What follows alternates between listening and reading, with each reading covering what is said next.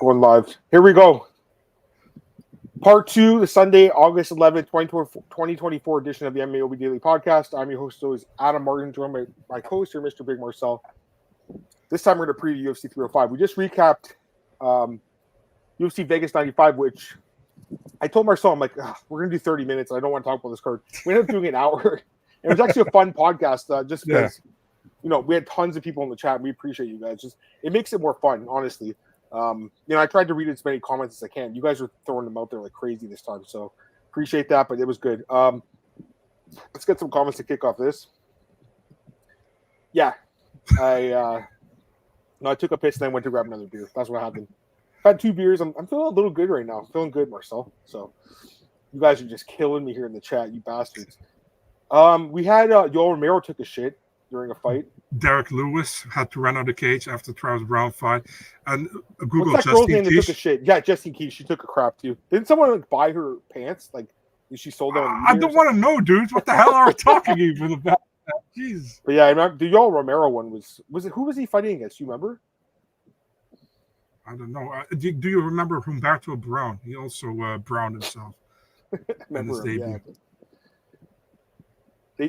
They probably do, dude. But the thing is, where are you going to go? You're going to ask the referee, like, hey, Jaron Fallel. Didn't also Tim Sylvia shit himself against Asumario Sylvia? I think he did, actually. I think Tim did, too, yeah. Like, again, where are you going to go? I'm sure people pee their pants in the fight. Actually, I remember when Michelle Watterson made her debut against Angela Magana. Magana was peeing. Right? Yeah, you saw the water dripping, yeah.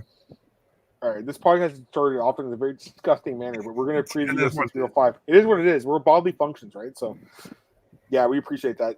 I think, anyways, getting back to 305, I think it's a really had the stomach happy, boss. Fucking, I was just listening to that song the other day, Eminem. Lose Yourself. Classic. I like the card too, actually. Blake's here. What's up, Blake? Yeah, I know he had to go. Justine, like again, Zach, I think someone bought her pants. I remember that Felice Herrick was standing and then she walked and she was like, "What's under my foot?" Oh God! And there was still the main event between Michael Chiesa and Kevin Lee. I remember. Anyways, let's get into the card. UFC 305. No, it's okay. Let's get into the card. We have I think this card is 12 fights, and then we'll quickly do PFL and Dana White Contender Series after this. But your thoughts on this card? I mean, I'll give my thoughts really quick. I like this card personally. I think this is a really good pay-per-view. I think that the 5 cards are really strong. The 5 main card fights, and I think the prelims are okay. But I think the main card is really strong on this card. What do you think, man? Yeah, it's an okay card, man. I wouldn't say that it's amazing, but there's some fun fights on it, Well, rated out of 10 then. What do you think going into it? What do you think? I'm going 7. I think an 8. I like it a little better than you. Hopefully I'm right. Hopefully it's not another 10 decisions in a row where we're just like, what the fuck is this? But we'll see. All right, let's get into the fights, guys. We'll break it down one by one. We're going to use UFCstats.com for the bout order. And a lot of fights in this card that are, intriguing, I think. So let's get into it, guys. Start with the first fight of the night. Antoine, let's go, Antoine, let's go. Got the fight, the flyweights at it, and the first fight of the night. We have Stewart Nicoll making his UFC debut against Jesus Aguilar. The Jesus, Marcel.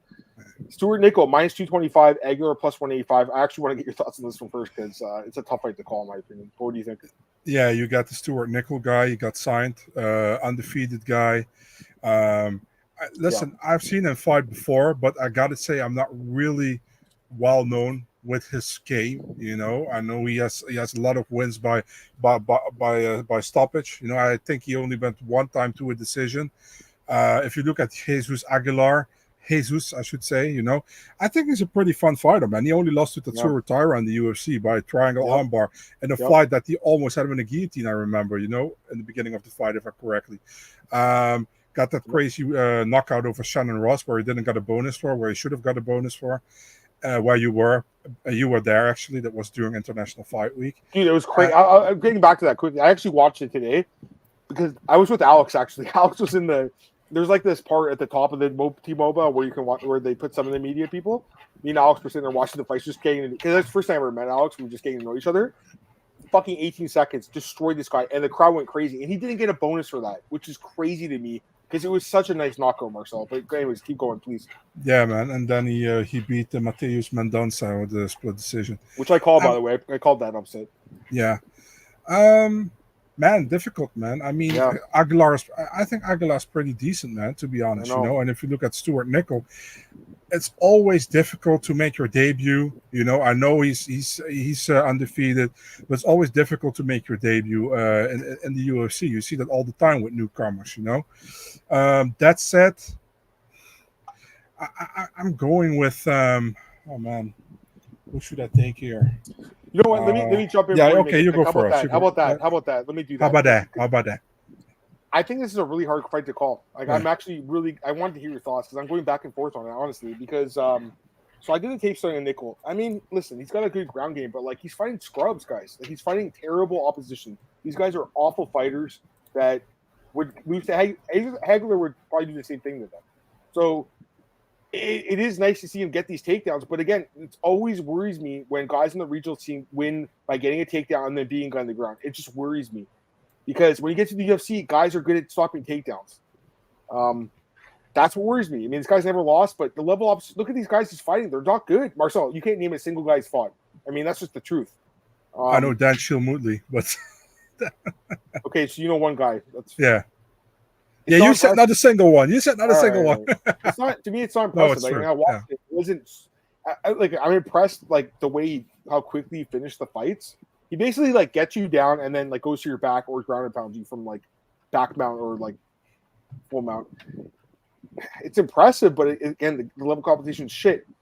And with Aguilar, he does have the 2 submission losses, which is just the problem here, right? Because if Nicoll does get him down, he could probably get his back and submit him.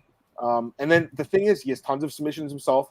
He has more experience in the UFC. And if you look at the level of competition, I mean, the guy's fought in Kabache, UWC, and then now, obviously, in the UFC, 3 fights in the UFC and Contender Series, obviously. And he's 2-1 in the UFC. He's lost this to Tyra. Shane Ross is not that good, but it was 17 seconds. I said 18. It was 17. He also got a win over Edgar Chairos, right? Yeah. I mean, that's a nice win. I mean, that is, and that's a 5th round win. In I think it was a title, flyweight championship, UWC. That's a nice win. Dude, this is a tough fight to call, I think, Marcel. What do you think? Okay, I'm going first. I'm picking Aguilar, man. All right, fuck it. Let's do it. Yeah. Let's do it. We're taking the consensus dog.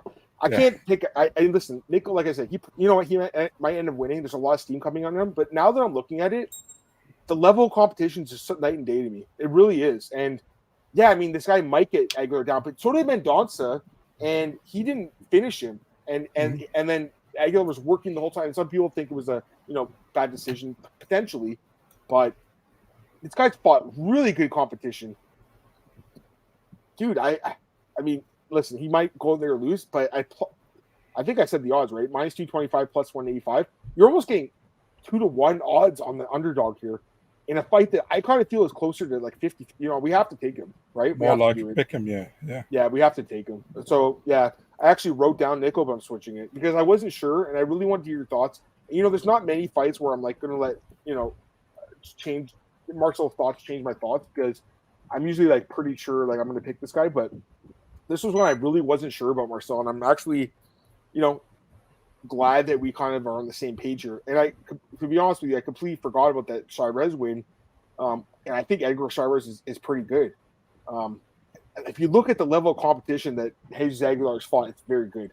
So yeah, I mean, this guy might go out there and submit him, or he might get takedowns and stuff, but I also feel like Jesus could work his way back up. And I'm pretty sure, Marcel, he does do some training at that Lobos gym, doesn't he? I saw a picture with him and Yasmin. Yeah, me too. Yeah. So I think he's training with those fighters. I'm not sure 100% of the time, but I like that. And again, Nicoll, undefeated prospect. It's always hard to pick against these guys. But again, I watched a lot of regional MMA, and most people on regional circuit, they'll take you down and they'll beat you up. And it doesn't say much when you get to the UFC because people stop takedowns. We'll see what happens. I mean, maybe this guy goes out there and destroys him, finishes him in the first round. You're like, oh shit, this guy's legit. Maybe. But considering the odds and considering I was kind of on the fence about it, I'll take a shot on this guy. And I'm really glad you brought that Shirez fight about that one. It was a 5th round submission. I really like that. Really nice.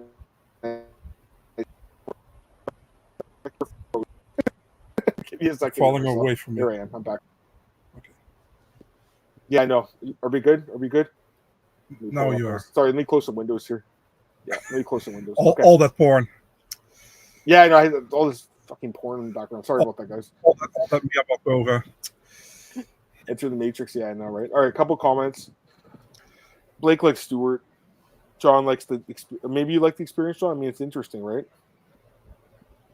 UFC 290 was an amazing card. I'm so glad I got to see that card live. Marcel 290. Volkanovski, Roderick, great card. Great card, yeah. Great. Will the rehydration be shortened? I don't know. I'm not sure. I mean, 284 was what? What was 284? I'll check the comment second. That was Volkanovski against Makhachev, right, or not? Was it short? Oh yeah, that was short in hydration. Maybe. I mean, underdog. Yeah, there's only 2 dogs last week. This card, I think I have 3 or 4 on the card. My bad. Sorry, man. Sorry about that, guys. No, to be honest, I only had Tapology open, but there's a lot of ads on Tapology now. Different kind of Tapology, you know. I'm using my other. I don't like on my laptop. I have an ad blocker. On this computer, I don't think. I need to really. I need to put one on because. Oh, you know what? Here, I got it on now. I turned it on now. I got my ad blocker. That's my excuse. That's my excuse, guys. Adam actually meant Fapology, not Tapology. Yeah, exactly. Yeah, okay. You copy Zach. Okay, yeah, we get it. Hometown Fighters. Yeah, the Shannon Ross knockout was bad. The thing is, though, I think that like Jesus can kind of like grapple with this guy too. Dude, I'm just not sure about. I know he's your boy, Blake. Obviously, he's a local guy. I'm just not sure. I'm not sold on the guy, honestly. I was so on the fence about this, but like after talking to Marcel, I'm glad we talked it through, Marcel. Like we never really do that, to be honest with you. We're always like, yeah, we don't like to like make picks. But the more I was thinking about it, it's like I respect your opinion so much, and you were so on the fence, so was I. And it's like this guy's good, man. Hey, Aguilar. He's an underrated guy. The odds are crazy to me. Like he has 3 fights in the UFC. It's kind of crazy. No, I didn't pay. I just Google it. Right? Marcel told me that trick. You just go Google, turn off the safe search. Right, Marcel? You told me that. Yeah. Yeah, I mean that's how I found the picture. What you wanted to know, so yeah. Oh, that's not Raj. I wanted to see that picture. Oh, okay. Yeah, you wanted to see that. Yeah, you actually what you told me. Dude, MMA Joey made a whole video about you tapping off to that shit. What an idiot. Yeah, whatever. All right, let's go to the next fight. We spent 9 minutes on that. He actually said he's like Big Marcel is jerking off to that, and that's a fact. He's like, what an idiot. Well, it's a fact, right? So yeah. Apparently, I don't know. For the next fight, let's just skip this one. We got Kenan taking on Ricky Glenn in the next fight here. This is at Is this at 155 or at 170? It's 170. So did they fix it yet or no? I told him. I don't know if he did. Yeah, he did. Did he? Okay, yeah. Because I've watched a few breakdowns and like people are like, "Oh, I can't believe Kenan's." It's like, guys, go to UFC stats because like. No offense to Tapology, like you guys do a great job there, and I shouldn't say you guys. I mean, you obviously contribute, but it's not your website. I'm just saying, like, there's some mistakes there. Obviously, they have so many fights they're putting in. Exactly. I kind of trust the UFC stats there. So let's go to the next fight. Is a welterweight between Kenan and Ricky Glenn. Odds for this one: Kenan minus 198, Ricky Glenn plus 164. Yeah, I can't pick Ricky Glenn at this weight class, man. I can't do it. And also, like, he just hasn't looked very good. Like, think about it. This guy, the Gladiator, a guy that I think, like, has been underrated for, like, years. You know, never gets knocked out. In the last 2 fights, gets brutally knocked out. You know what I mean? So his chin's gone, I think. Kenan has got a lot of power. We saw him drop Ian Gary. Song, I think, will be the bigger guy here. Naturally bigger guy. Ricky Glenn's actually a pretty big fighter himself, but he's a former featherweight, man. You know, Marcel? Like, I don't know how he's going to fill out for this, but I don't know. I'm not liking it. I think Song can win this fight. I think he could knock out Ricky Glenn or win a decision. I think Song Kenan wins this fight. Decision knockout. I'm not rushing the window to bet on him. I mean, there's other fights in this card I like better, but I'm going to pick Song Kenan. And what's your thoughts on this one? I think Song wins the fight, man. It's pretty much one of my most confident picks on this card. Oh, there you go. So you feel even better about him than me. Yeah. You don't like Ricky at 170? No. I don't think that's a good idea. Maybe I'm wrong here. You think loser gets cut for this one? Yeah, I think so. Me too. I'm picking Song. I even pick him by finish, probably by TKO. Ricky is tough. I mean, the Grant Dawson, it was a draw. That was like a good performance by him. I will say that. But he's had some good fights. Like the walking solo win looks good in hindsight, right? That was a really nice win, but so inconsistent, man. Super inconsistent. I've liked the guy for a while though. I have picked him as an underdog in the past, just not here. I can't do it. I think Song wins. Song's got big power. You guys are right. We're talking about the Gary fight, 100%. You said the reflection? Oh God, okay, I can't hide it now. There's a comment about your boy Joey in the chat, but that's funny. All right, go to the next fight here. I mean, this fight is like ridiculous. Look at the odds for this one. Tom Nolan minus 1,100 guys against Alex Reyes plus 700. This fight makes no sense. I don't understand this fight at all. I mean, clearly they're trying to get Tom Nolan to win, but I don't know. Like if he was coming off the loss to Nicolas Mata, I would have understood it. It's like, okay, he got destroyed against a guy who's, Nicolas Mata is a pretty good striker, but like it was a big upset. But like he beat Victor Martinez. He did get hurt in that fight, and then he came back and won. It just doesn't make sense to give him Alex Reyes though. Alex Reyes has fought twice in the last 6 years. Destroyed by Mike Perry, destroyed by Charlie Campbell. I will give him credit; those are really good fighters, obviously. But I mean, this guy, he's just, dude. He's 30. He's turning 38 this year too. This is Dominic Reyes' brother. He can't hold a candle to his brother. I don't think he should be in the UFC. And I think you were pretty tight with him, Marcel, if I'm not mistaken. I think you who? Somewhat. Alex? No. You're not? Okay, maybe it's not you. Someone else that we know. He's like pretty good with them. I don't think he should be in the UFC, dude. I mean, I hate to say it, but I don't think he should be in the UFC. I think Tom Nolan wins by first round knockout. Minus 1,100 sucks. The odds are crap, but the way to attack this fight would be Tom Nolan by TKO, I think, probably first round. What do you think? This is like almost like a Cody Law matchup in Valter, if you look at the odds. It's like that other guy who also recently lost, who also was always like minus 1,200 in Bellator. I don't know his name. I think it was Masvidal's guy. I forgot his name. Doesn't make sense, I like Alex Reyes. Don't get me wrong. I think he's a good dude, and he had some really tough time where he almost I think he almost died. Yeah, he did. He did. I mean, like the fight he had to get back to the cage is impressive, no doubt. Yeah, you guys should read the article on Nolan King on MMA Junkie. I think he did a real big article on. Matthew's tight with him, Nolan, our guy. There you go. No, yeah, okay. Yeah, Nolan actually. So actually funny, man. It's Nolan King and he's fighting Tom Nolan. But I think Tom Nolan wins this, man. I cannot pick Alex Reyes, although I wish him all the best, but I'm picking Tom Nolan by knockout in the first round. I agree with Matthew though. I mean, for a guy with a bad chin, that's crazy because he's been dropped in both his fights. I'm not too high on Tom Nolan. I just think this is an easy fight for him. I think it's a gimme. If he fucking loses this fight, he should be cut from the UFC. Imagine he gets dropped again. You're going to shit your pants if you laid minus 1,100 this guy. All right, let's go to the next fight here. We got another fight that, I mean, this is short notice, though, because Jack Jenkins was supposed to fight my boy Gavin Tucker, right, Marcel? But Tucker's out, and now Herbert Burns steps in short notice. Odds are pretty high for this one, too. Minus 675. Jack Jenkins, plus 490 Herbert Burns. Dude, there's no way I'm picking Herbert Burns. Like, I cannot pick this dude. I can't pick the Blaze. I know he's had some nice wins in the UFC, but it was a few years ago. He's looked horrible in his last couple of fights. Like, absolutely horrible. This guy doesn't hold a candle to his brother Gilbert. It's funny, we have back-to-back, like, brothers that both, like, are not good, Marcel. We have Alex Reyes and Herbert Burns, and they're both these huge mismatches. We have the card Valter Walker later. That's true, actually. That's 2 or 3 of them. But Jack Jenk, and actually we have Tafa too, which 4 of them is crazy. Yeah. Fuck, what the hell?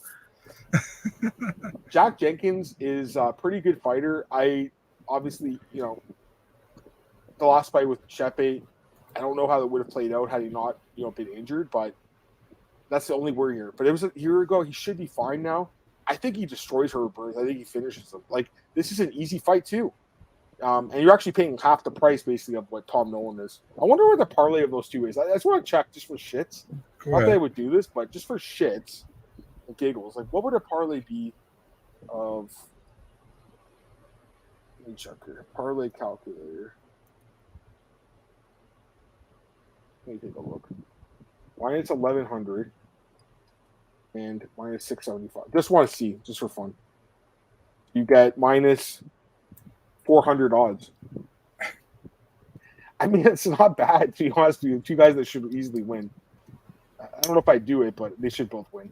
Yeah, I We mean, should I'm go assuming both by finish, maybe. you could. I mean, I think they both win. You think so? Yeah. Anything else you want to say? I mean, listen, man, Herbert Burns. I remember him coming in the UFC, man. I mean, he had a good debut, right? He had a great debut against Nate Landwehr. Then he won against Dunham. I was like, okay, man, this is pretty good, Yeah. you know. And then he lost to Pineda. He got like a really good first round. I remember against Aljo, but completely exhausted after that, and he lost. And the Arts fight was also not good, you know.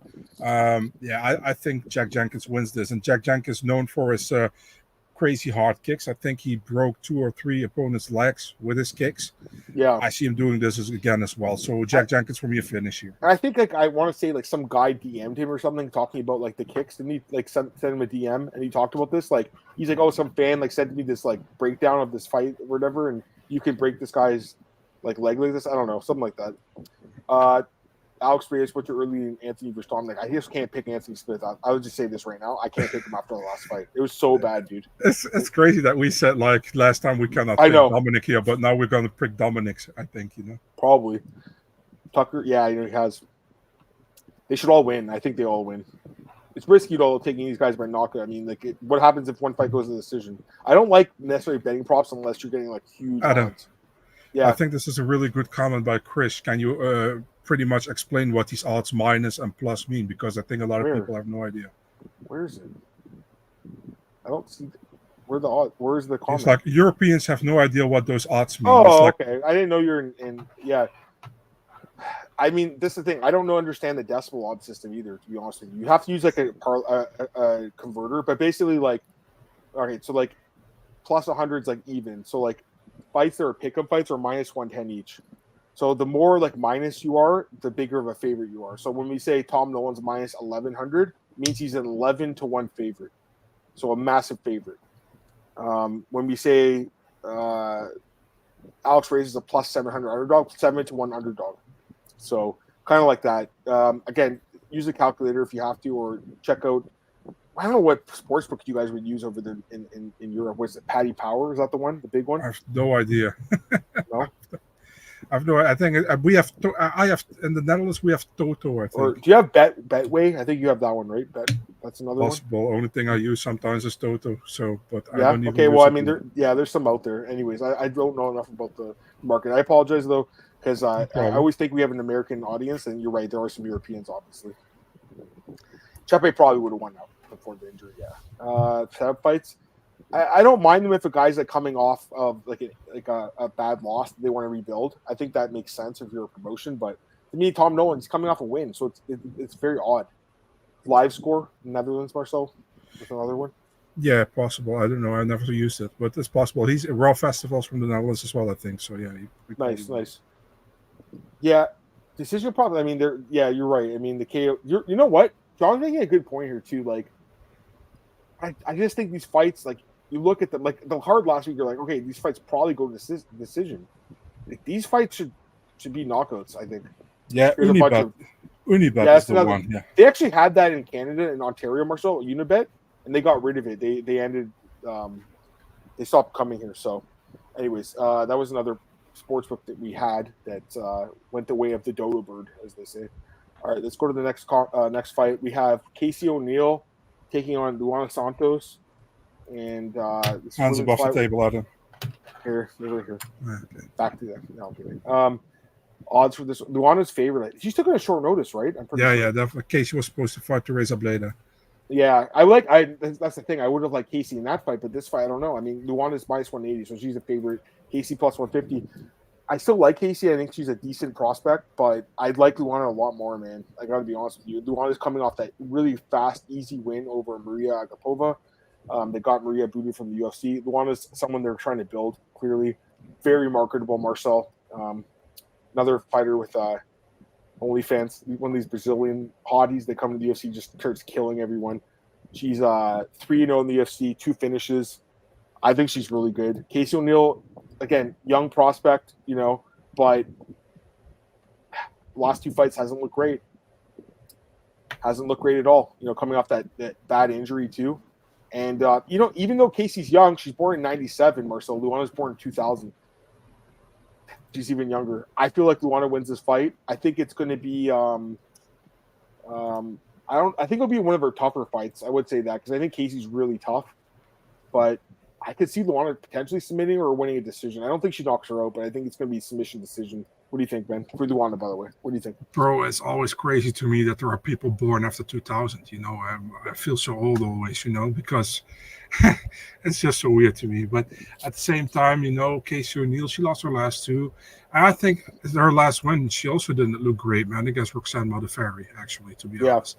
Luana Santos, I'm still on the fence with Luana Santos. You know that? I actually picked... I know. I picked her last time, but I said I was still on the fence with her. I know.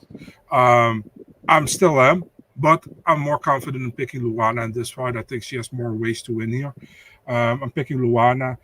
Does she get the finish by submission? Maybe late. If it goes to decision, it can be tricky. It can be a split decision, so then it can go to Casey. I'm picking Luana by finish, submission second round. Fair enough. By the way, Blake, I'm Canadian, so for me, we use the metric system, but we use American odds for betting. It's fucking weird. We need the Canadian odds. What do you guys use? Fahrenheit, Celsius, or Celsius? Oh, thank God! I don't understand what Fahrenheit. Like, I don't understand. I also don't understand. It's crazy. So, like, this is the thing in Las Vegas. I'm like, I don't even know what this means. Like, how, is that hot? Like, I don't know. It's like 120 degrees. It's like, oh damn! I hope it's not Celsius. I'm like, holy shit! Because here it's like 30 is like fucking hot. You know what I mean? Yeah, it's like tomorrow over here. It's like 34. So that's hot, dude. Yeah, it's hot. Yeah. I think she had an injury, right? I think for Casey, right, Marcel? I think that was the big thing. Yeah, she had an injury. And honestly, like, I think there's fighters that are better than her. I think that's the other thing. Lipsky's not bad, and then the other loss, obviously, in her career was Jennifer Meyer. I know Maya is a little underrated. She actually just picked up a win in Invicta. She's she's a good fighter. But the problem for the UFC is she's just boring for the UFC. That's pretty much it. Actually, she won. I think she won the first round against Valentina when they fought for the title, right? By the way, we have our boy Cole Shelton in the chat. Cole, one of the best journalists in MMA. Cole, glad to have you here. Follow him on Twitter. Cole Shelton 91. I want to say Cole, one of the best journalists out there. Always breaking fights. Actually, he broke the Damon Jackson 25% thing too. By the way, he confirmed Damon was going to take that fight. So. I want to give a shout out to you, Cole. We appreciate you, man. What color is Canadian money? Cole can answer this because he's Canadian. It's like different colors. So like a $5 bill's blue, $10 bill's purple, $20 bill's green, $50 bill's red, and a $100 bill is brown. We don't have anything else other than that. Your $10 bills are weird, man. You have like this, not like this, but it's like a vertical one, right? No. No, dude, they're all the same. They're all sideways. I thought it was a vertical one with the picture on. Huh? There's a picture on it, but it's not. I don't think. I think. I'm not tripping. Let me see. No. They're all the same, dude. They're all like. Yeah, they do kind of look like Monopoly money. It's like this. It's like this. Right. Can't see it. Pull it back. Can't see it. Jesus. Where'd you go? I can't see you. I can't see it. I know you can't see it. Wait. I'll try to manipulate. I mean, you could give it to them that way if you wanted, Marcel, but like they're all sideways. Bro. Should I send it now to you to your WhatsApp, and please check it, man, right away. Right. Then you know what I mean. That looks like a vertical dollar to me. You know what I mean? It does actually, but it's not. Yeah. That's what I'm saying. You don't give it that way. It might actually look like that. I don't even look at it when I see it. Guys, you have a $10 bill in your pocket. Take a look and look at it, man. Look up $10 Canadian, guys. We don't have 60. I said 50, Antoine, not 60. We have 5, 10, 20, 50, 100. We used to have $1,000 bills. They don't have that anymore. Then we have $1, we call them loonies, and then for $2 we call them toonies. I love the toonie. It was one of the greatest inventions ever. $2. That's basically what a cup of coffee costs. $2. You throw them a toonie, they call it. So, yeah. I mean, I've been making the Monopoly money joke for years. So, yeah. You see, bro, I wasn't talking bullshit. No, you weren't. That's hilarious. Anyways, guys, let's get back with the money. Yeah, with the money. All right. Let's go back to the card. All right, we're still in the prelims, I guess. Yeah, we have 2 more fights in the prelims.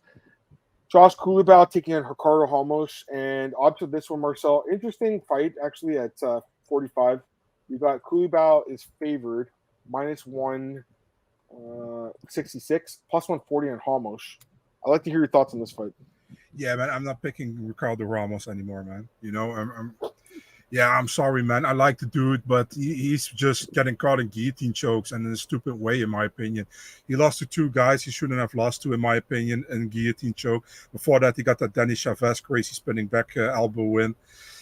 He's like up and on, not always great. And Culibao, listen, he lost to Danny Silva last time. It was a close fight, which could have gone either way.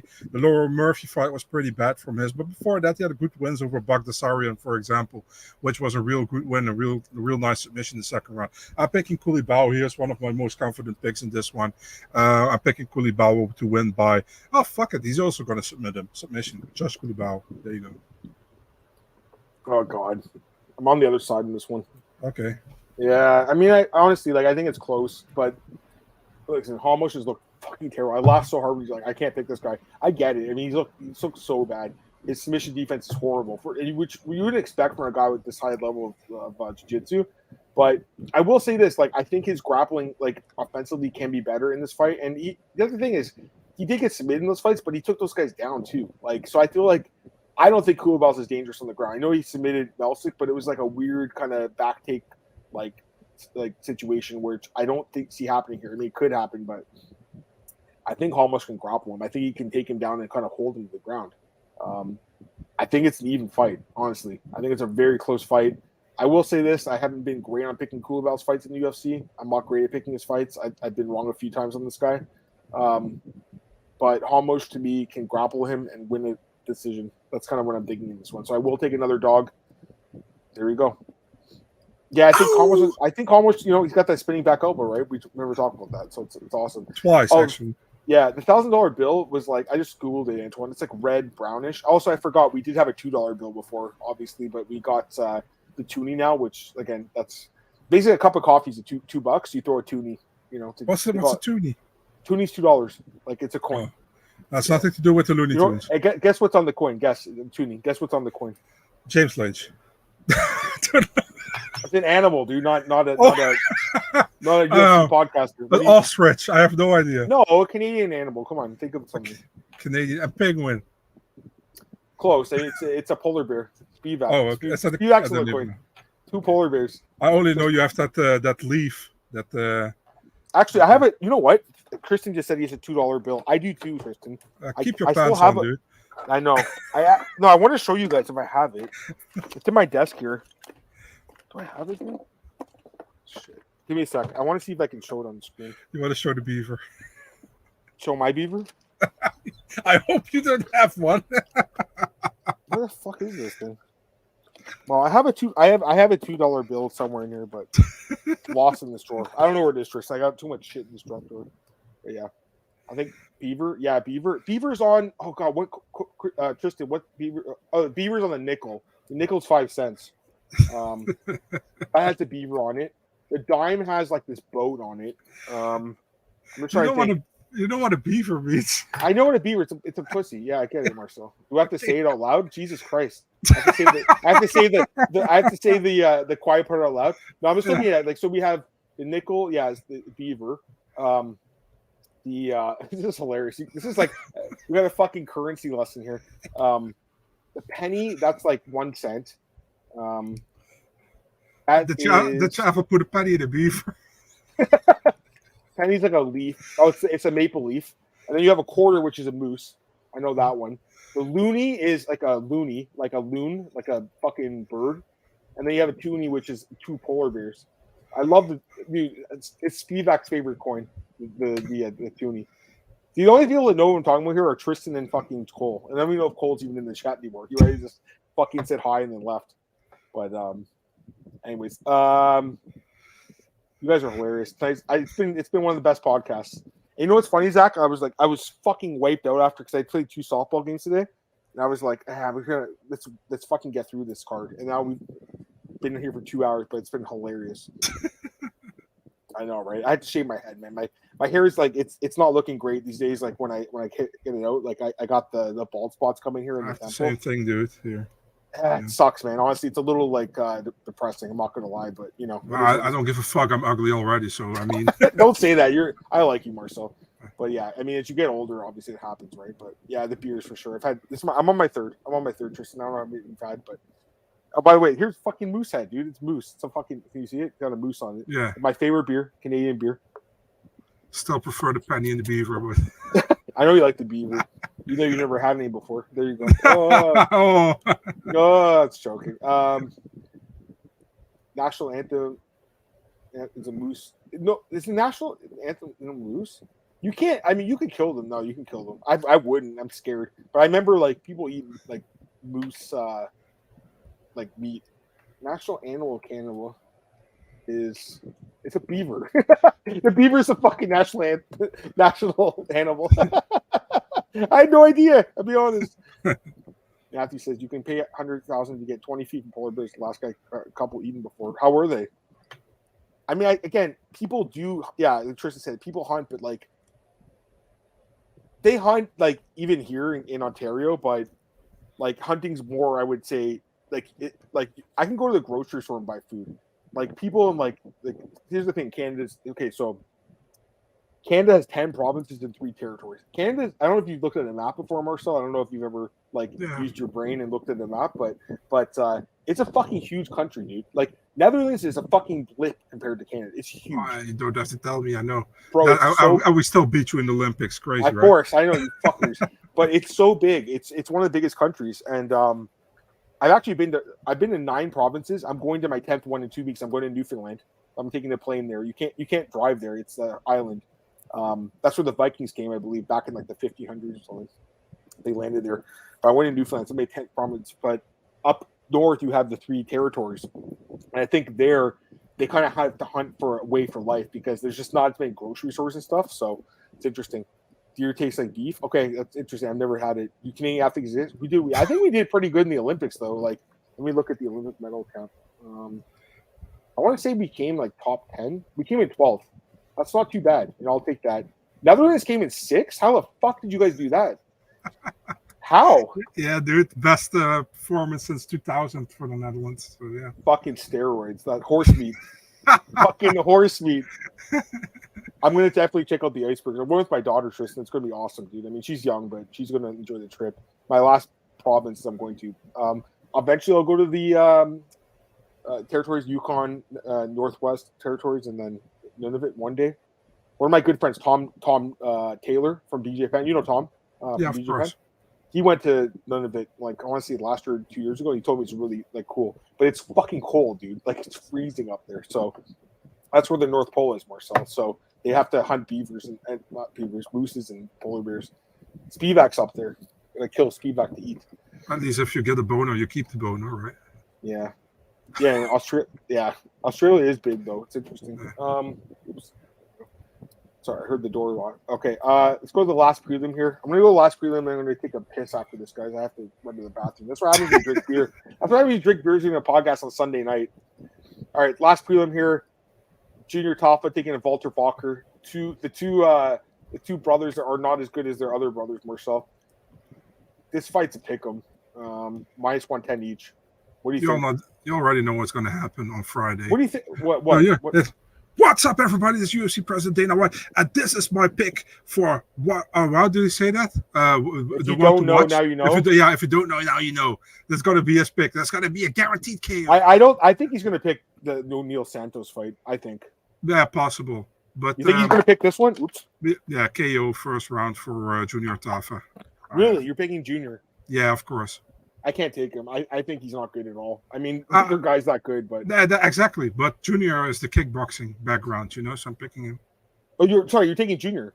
Yeah. Oh, my bad. Sorry, I thought you said Valter. No, Junior. Fuck, I shouldn't drink this Moosehead, man. It's making me crazy.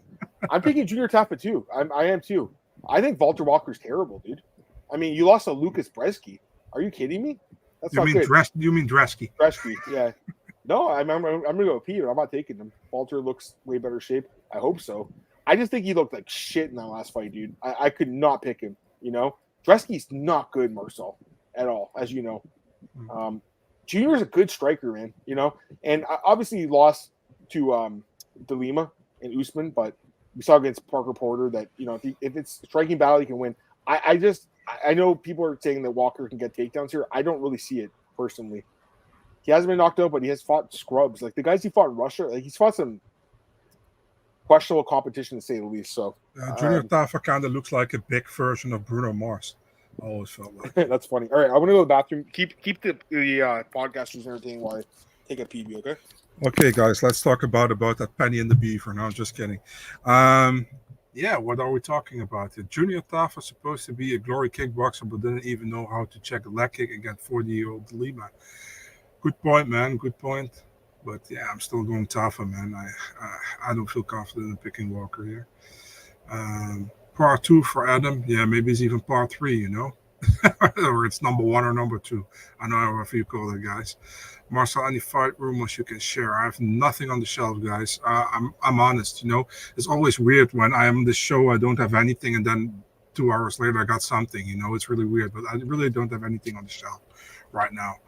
So how do you feel about Topuria Holloway? My early pick for that one would be probably Topuria, but I haven't looked into it too much. But I'm really riding that Topuria train pretty much, you know, for a long time. So, and I keep doing that, I think. Yeah. Go ahead, Adam. All right, let's get back to the comments. Tafa is supposed to be a glory kickboxer. Do not. Yeah, that was not good. Part 2, yeah, I think was my second piece so far. All right, Marcel, any fight news? I just said I have nothing. Oh, okay. Sorry. No problem. Yeah, I have a toilet that's close by. He just does it in the how do you say that, in a bottle? You know? In my bed? No, in a bottle. His dick fits right in that bottle, so he can go all the way. You know what I mean? I'm sorry. Who's Ludovit fighting? I don't know. Yeah. All right, let me get some other comments. Do you think Verhoeven could make it in top? No, Marcel, we do Fraudsbreaker. We get paid to do the podcast. That's pretty much it. Marcel has a full-time job with Eurosport. Pretty much, yeah. It's like I do the stuff. I also have some extra stuff I do for a podcast, Dutch podcast, where I do how do you say that, preparation? That one? Yeah, exactly. Nice. So, but that's pretty much what I do. Yeah. Topuria Holloway's a great fight. Yeah. Think Verhoeven could make top. I don't know if you saw this comment. No, I don't think he will, to be honest. Sakura. He's supposed to fight Mateusz. That's the rumor. Netherlands national. It's a lion. Is that? Yeah, it's a lion. Yeah. You guys actually have them there? You have them in the Netherlands? Yeah, in the zoo. Oh, what the hell, then, man? That's not fair. Yeah, that's We should have picked something more scary than a fucking beaver. Little guys making dams. Like, I've seen a few beavers, but yeah. All right, let's get back to the card. Main card. Opening up. Li Jingliang against Carlos Prates, welterweight. I really like this fight. It's a fun one. Prates is favored here. Prates minus 285. Jingliang plus 230. Listen, I know Lee's never been finished before, but there's a first time for everything. Carlos Prates has won 9 straight fights, 8 straight by knockout. He's looked amazing in the UFC. He's one of the most high-level Muay Thai guys right now in the division. He has so much momentum coming into this fight. There is a reason they want him opening up this card. He's a beast. Jingliang is a really good fighter who's had a long career. He's been underrated. He's been in the UFC for 10 years. He's fought really good competition. He has really good hands, tons of knockouts. Love the guy, but hasn't fought in 2 years, getting up there in age now. I think Prates becomes the first guy to knock him out. I really like Carlos Prates in this fight. I think he wins. What do you think? Bro, Lee was the guy from China before, like the Songs, the Zhangs, and the Yans came into the UFC, right? He was the dude. Yeah. Good fighter.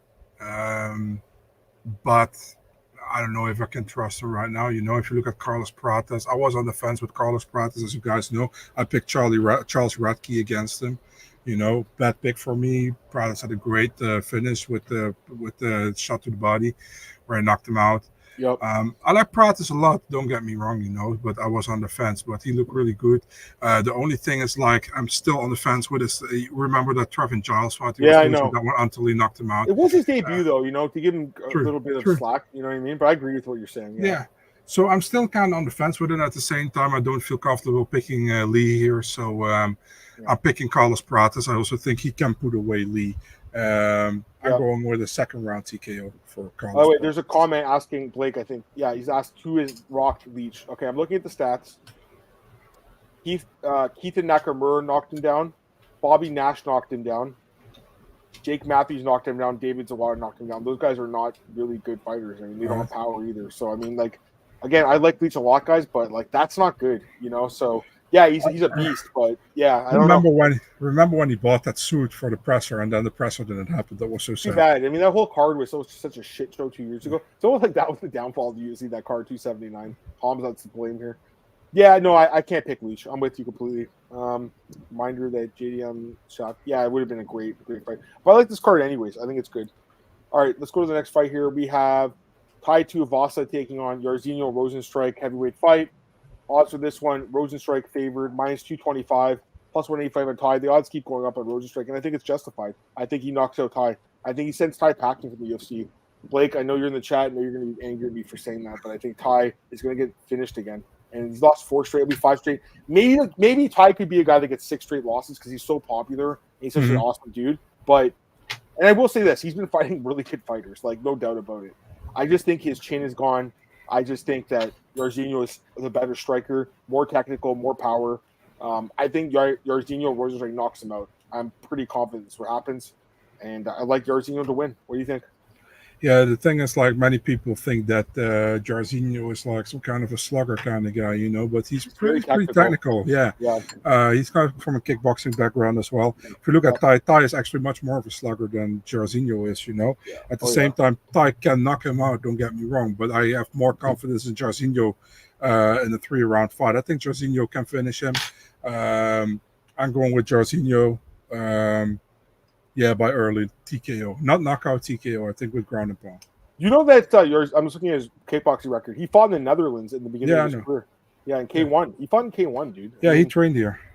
76-8-1 record in kickboxing. That's pretty good. The 64 knockouts. His chin can be checked. I mean, Francis knocked him out, right? I mean, Francis is a beast, but it was fast. And then was the other guy? Volkov. So he could get knocked out. Ty's got power, but I think Ty is just – I think he's on a huge decline, man, personally. So Ty's invested in his beers, doing well. Good for him. I like Ty a lot. I mean, who doesn't like Ty? Yeah, he's a good dude. Yeah. He's awesome. He's the best. By the way, did you know he's married to Pedro's sister? You knew that? Yeah. It's crazy. Do you guys know who they signed the last guy to beat Carlos? Gadjimurad Abdullah? Prates? I haven't looked at that guy, but yeah, I mean, Carlos Prates has 6 losses. He's lost, you know. Ty's training with Gokhan Saki. That's all. Yeah, that's cool, but I don't know.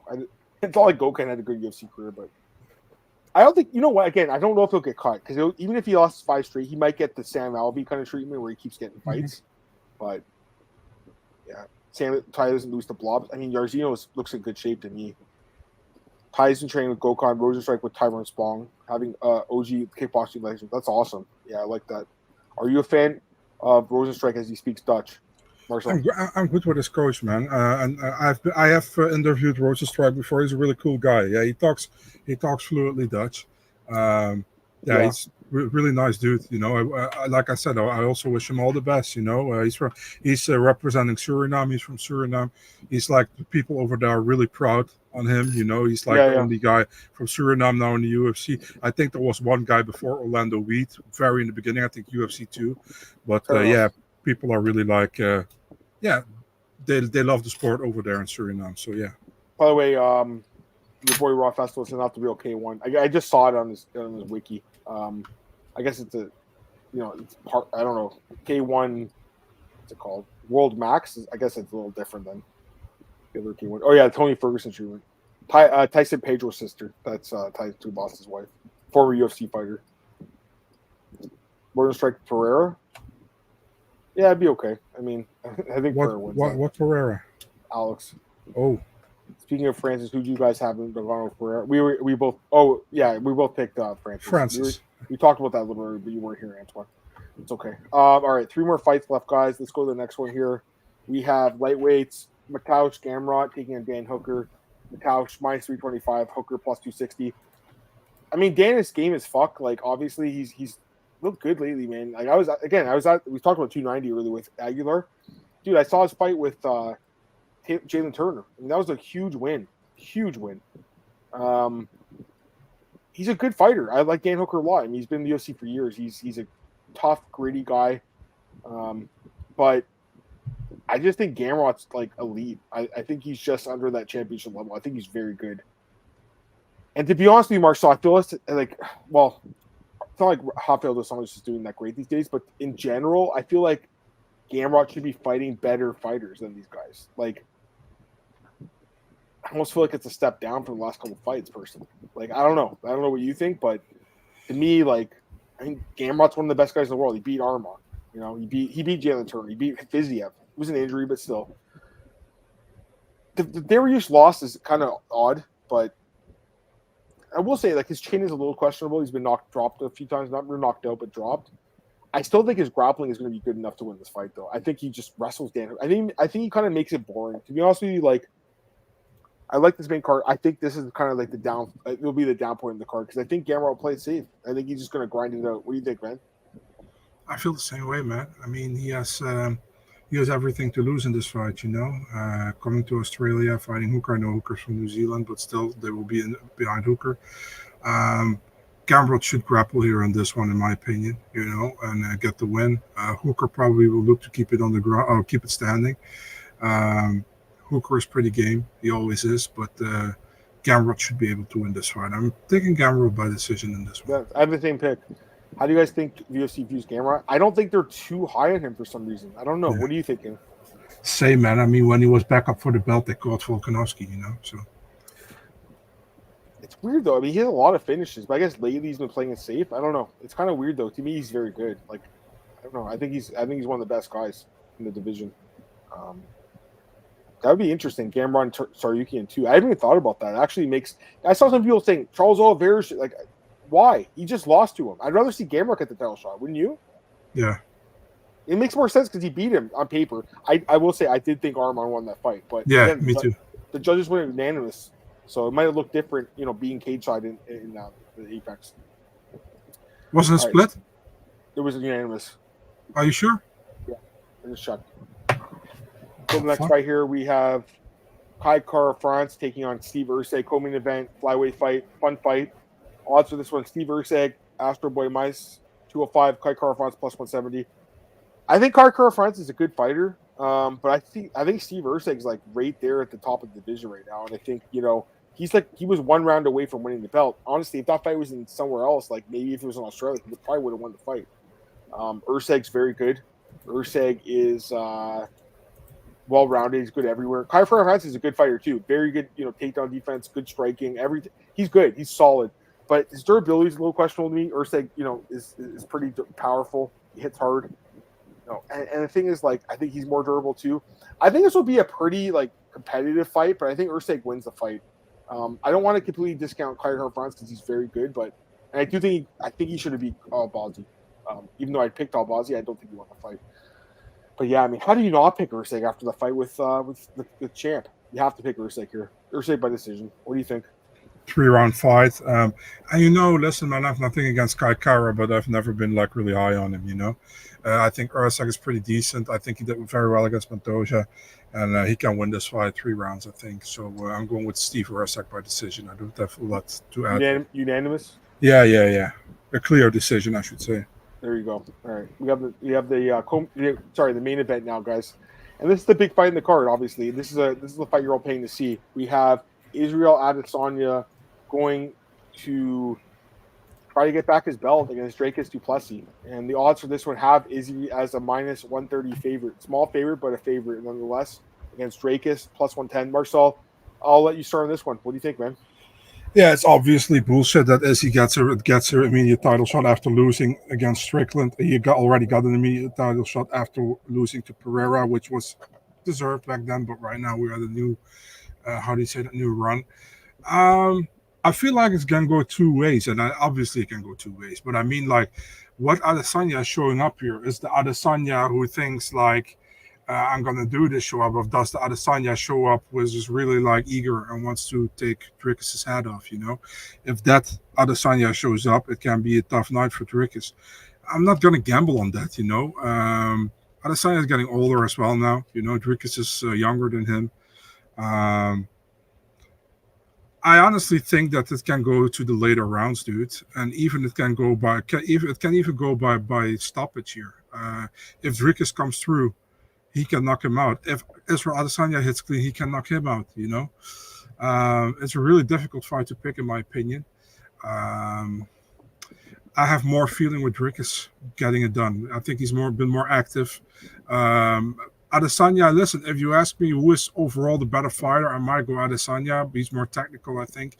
But Dricus also can use his grappling, I think, against Adesanya at the same time. I don't think he will, to be honest. I'm picking Dricus, and I'm going by decision here. But, man, it will be a tough one. I'm even going with a late. I go with a late TKO for Dricus. Let's do that. There you go. So, I mean, I love Dricus. Like, I was at the fight with Strickland. I was sitting cage side. I did get quite a bit of flack for my scorecard for Duplessis, but I was fucking 5 feet from the cage, I should say. I thought he won. Who do you think won that fight, Dricus and Strickland? I had 1 for Strickland, 5 for Strickland, and 2, 3, and 4 for Dricus. That's the exact same scorecard I had. So we had the same scorecard.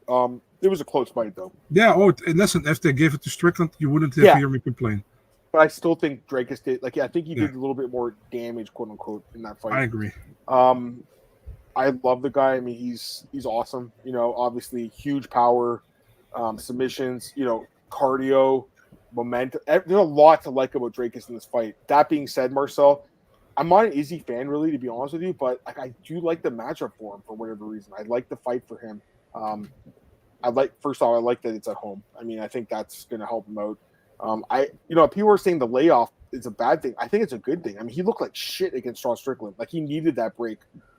He had some problems going on, like, in his personal life there. Obviously, he had that.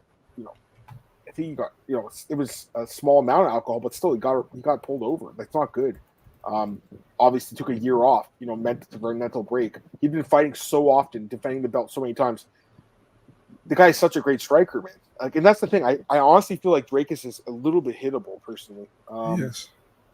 And that's why I'm leaning Israel. Now I get why you pick Dricus. Again, momentum, everything. He's got so much going for him, and also like the pressure, constantly walking forward, throwing punches. Like, it's impressive to watch, but I think Duplessis is just really hittable, dude. And I think that Izzy can pick him apart kind of from the outside. It's possible he's on the decline, maybe, but I'm not going to write him off just yet. I mean, the guy is one of the best I've ever do it. And he's only a year removed from being Alex Pereira, and I don't want to forget that. The guy is fucking good. So, yeah, I mean, that Strickland fight was one of the biggest upsets I can remember. This is a great fight. It would be my pick for fight of the night, Marcel. I think it would be an amazing fight. I think it goes 5 rounds. I think Izzy wins the decision. That's what I think happens. So, love the fight. Love it. It's a great fight. It's a great main event. And I think this card is really strong. It's a strong main card ending with an amazing fight. To be honest, Marcel, I think this could be one of the best fights of the year. I really do. Dricus is really durable, dude. He's got good cardio, too. So, it's going to be a good fight. Excuse me. Get some other comments. Izzy. Patty Brady said the card was shit last night. You missed it, but we did a full podcast talking about it, my friend. Go back and listen to the first show. We agree with you. I completely agree with Pato. I mean, you're not wrong. The Whitaker win, to me, is actually the most impressive win he has, right? Like the Whitaker win? Yeah. Destroying Whitaker? Yeah. I think Izzy comes out, leg kicks. Dricus will win. We have problems on the feet. I think grappling. I think he should grapple here. I think on the feet, it's not. Do you think he grapples? Do you think he tries to? I don't think he does, but he should. Maybe he does when he gets hit. Yeah, because I think Izzy's going to hit him with some big counter shots. Personally, I love this fight though, man. And the thing is, if Dricus wins, it really cements him as like the best middleweight by far. Because I think some people still have questions right now, right? Because the Strickland fight, it was close. Obviously. I think Israel's underrated grappler. He's pretty good. I mean, the fight with Pereira, he took him down, right? That the first one, right? Yeah. The first Pereira fight, which obviously got knocked out in the 5th round. But yeah, the approach lacking for magnitude of this fight. I feel like no one's talking about this fight, really, to be honest with you. What do you think? I mean, I think somebody in the Discord mentioned also, like, if I wasn't into MMA pretty much, I probably didn't know this fight is next week. It's like a friend of mine was like, oh, is it already next week? So, and I feel the same way, man. I think last night when the UFC was on, I saw more commercials for Jared Cannonier against Caio Borraio than I saw for Dricus against Adesanya. It's kind of weird, man, No, you're right. Why is Islam talking Armin? I have no idea. Well, Armin's suspended right now, to be fair. No excuse, Kyle Port. Yeah. Dricus will grapple, maybe. All right, let's go to the – okay, I guess that's it for UFC 305. We're at the hour mark, but I do want to preview PFL and Contender Series quickly. But just really fast, Marcel, to recap the card, we did have one consensus dog that we were kind of like talked each other into, I guess. Jesus Aguilar opened the card. Junior Tafa, we both picked. That could end up being a dog. That fight's a pick'em. I also picked Ricardo Ramos as a dog, and Marcel picked. Did you pick another dog? Was there one other dog? Dricus, is he a dog? Oh, Dricus, yeah, Dricus. So there you go. So we all have 3 dogs. So, all right, let's go to the PFL card right now. Pull it up here. I'll pull it up, Marcel, just because. Want me to pull up, or you just want to go through the fights really fast? Just pull it up. Yeah, pull it up if you want. Right. I mean the cards. Yeah. One sec. All right. Close that. Close that. Wait. Close. All that porn again. Yeah, the Just Gone Draws picture. Sorry, guys. All right. PFL 9? Is it 9? I think it's 8, isn't it? It's 8, yeah. Yeah. All right, here we go. Pull it up, guys. All right, let's just quickly go through this card. You're going to watch it? Yeah, well, most likely. Why wouldn't I? All right, let's go through this card. Well, I mean, they take 50 minutes to read the scorecards, so. That's so annoying. We have a rematch between Impa Kasangani and Josh Silveira. Obviously, I'm taking Impa. By the way, do you think these guys in the booth, like who are also scoring the fight, do on purpose the wrong one? It's odd sometimes. Yeah, I don't know. Mine's 325 for Impa. He should win. All right, next fight. Rob Wilkinson's favorite here, minus 162 against Nagzhimerdov. What do you think about that one? I'll go for the upset in this one. Yeah, I think Rob has not looked as good without the steroids, so I could see an upset there potentially. Gadji Rabidanov against the Canadian Michal Dufour. I think Rabidanov wins, unfortunately. Minus 625, huge favorite. He should win, right? Mm-hmm. Then we have Brent Primus, one of the most underrated guys in the division, against Clay Collard. I think Brent Primus, he's a favorite now, okay? I think he opened as the dog. Minus 130 favorite. I like Primus. You?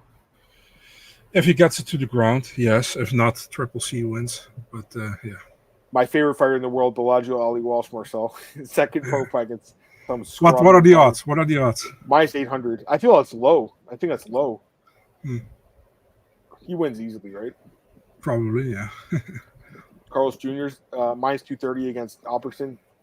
Carlos Jr. should win, but I kind of feel like he's washed a little bit too. So true, but I'm still picking him. Davide Sabatel against Lizardo Dayron. What do you know of this one? I'm picking Sabatello, man. I know he's minus 750. Holy shit, huge favorite here. The other guy's undefeated. That's kind of surprising. Espinoza against Burnell. King Burnell? Yeah. Yeah. Coming off that win over Clay. Minus 130. You only have minus 130 favorite. Wow. All right. Thad John against Chris Brown. This is a pretty good fight. What do you know this one? John is minus 300. That's not the Chris Brown win over Rihanna, so I'm picking Thad John. All right. A couple other ones here. Jordan Oliver should be, he's minus 1,000. He should win. And then Michelle Montag, minus 1,100. I don't know her, but yeah. Is she related to Daryl? Oh, Montague? Yeah. Yeah, I remember him. All right, let's do Contender Series really fast too, guys. Let's pull it up here. And the odds for this one, flipping this card. I mean, there's, 5 fights, Contender? Yeah. You're watching this, obviously. Yeah. I didn't even know you could do that. Go. Yes. I didn't know. There you go. You work for Tapology. Wait, this is not the right card. This is the. Why is that week 2? What the fuck? All right. Doesn't work very well. You should tell Steven. You just don't know how to do it. I'm just kidding. You know what? You have to go back because it's that UFC card is actually before. That's. Oh yeah, of course. Yeah. Yeah. Oh, of course. Yeah. All right. Let's go through this card quickly. Mansour Abdul Malik against Wes Schultz. Wes Schultz. I know. I said his name. Sorry, guys. Minus 340 on Abdul Malik. Schultz plus 270. What do you think about this one? Yeah, it's an intriguing fight, man. That Mansour Abdul Malik, I think he got a lot of finishes in the early rounds. You know, I actually think he got most finishes in the first round. I don't know if it was all because I did some research on it. That's why I know. Yeah. Wes Schultz, he got one loss in his career, and it was against Dylan Butka. I'm taking Abdul Malik here, man. I like him too. I think he opened as a small dog, and now he's a favorite, so he should win. We have 170 Meng Ding against Rami Hamed, and the odds for this one Ding minus 180, Hamed plus 150. And I want to say the odds open the other way for this one. I could be wrong, but I think they did. What do you think about this one? You know what Meng Ding means in Dutch? No. Mix thing. Interesting. Mixed thing, so it's like a DJ table. I mean, Rami Hamed has been pretty decent, man, on the regional scene. I think he did very well in Titan. I remember his fights on Brave were pretty okay. The Meng Ding guy, I'm not too familiar with him. I feel like I have to go here with Rami Hamed, man. Isn't he a favorite? Yeah, Rami Hamed. Yeah, so I'm looking at the odds right now. DraftKings, which opened the odds, actually opened Ding as the underdog, and now he's the favorite. So they opened Hamed as the favorite. Now he's underdog. I lean Hamed, to be honest with you. Me too. I think Ding is. I know he took it on short notice, Hamed. We should mention that, but Ding has a padded record. He's one of these guys with a padded record. I don't trust the guy at all. I'd take the dog in that one. And remember, Contender Series, actually a lot of underdogs win on the show. Also on the card, Bruno Lopez against Nicoll Saziani, Georgian guy. Yeah. Lopez minus 205, Nicoll plus 170. Any thoughts on this one quickly? I mean, the Lopez guy, he's the LFA champion, right? He was on the Contender Series last year, got knocked out by Branson Ribeiro. The Nicoll Saziani guy, you got a good win streak going on with almost all finishes. I'm not too familiar with him. He has lost to Murtaza Talha, who lost to Rodolfo Bellato last time in Dana White Contender Series. Man, it's difficult, man. I feel like Bruno Lopez should be able to win this based on experience and the fighters he fought, you know. But at the same time, I think Saziani, I don't know who's the favorite here. I think Lopez is, right? I would say Saziani's a live dog, dude. So, yeah. Yeah, by the way, someone's saying about Hamed, he hasn't fought in 2 years. That's true. He is short notice, too. I get it, but again, I like the guy. I like the MMA Masters guys a lot, man. Next fight here, Jose Delgado against Ernie Juarez. Odds for this one. Oh, by the way, for the last fight, Marcel, you picked Lopez? You picking him? Oh, yeah. I think the other guy can win, too, to be honest with you. I wouldn't touch Lopez. I don't trust him after the losing to Brenton Ribeiro. I don't trust the guy. So be careful on that one. This next fight, though, what do you think about this one? Delgado minus 278, Juarez plus 225, who's undefeated fighter. Kind of high odds. Delgado takes it on short notice, right? Because Ernie Juarez was supposed to fight Icaro Brito, the fighting nurse guy. Apparently he's amazing. That's what I've heard. Like, he's thick. Yeah. I'm picking Juarez here, man. I think Juarez might be lucky as doesn't have to fight Brito. Dude, I think he's a live dog too. I'm surprised by the odds in this one. Like, it doesn't really make sense to me, to be honest with you. Like, I think he's pretty good. He comes from A1. I mean, they sent over, what's the guy's name? Peyton Talbot, right? So yeah, good prospects from there. Delgado, I think he's the LFA guy, right? Delgado. Know.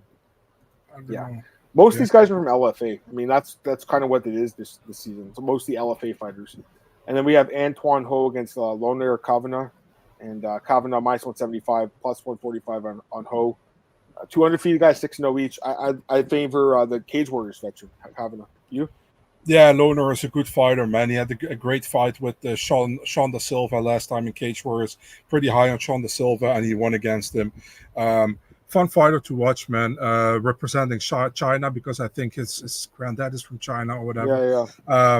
Yeah, I think I pick him. It's actually crazy. It's one of the better fights on the card, I think, and it's opening the card. But I know. I'm a little surprised by that too. All right, that's the Canadian preview. Listen, we went way overboard today, but like I had fun doing it with you, man. To be honest with you, but I think we should end the show now. What do you think? We're over 2 hours, so. I mean, you're the boss here, man. What can I say? I'm the boss. What time is it there? What time? 3:30? It's 3 a.m. 3:10 a.m. 3:10 a.m. You're crazy, man. We appreciate you, though, dude. We love you, man. So we appreciate you.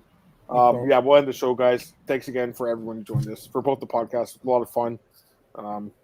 And yeah, I mean, we'll be back next Sunday to recap this card and preview. Would it be the Kaio fight with Borrego, or am I forgetting a card? Yeah, bro. I forgot to change the background. Oh, you have the. Oh my god. It's funny because you actually went on, you took it away and then you put it back on. That's funny. Yeah. Anyways, we'll end the show here, guys. But we appreciate everyone joining us. Have a great week, guys. Good luck with your bets. Talk to you soon. Peace.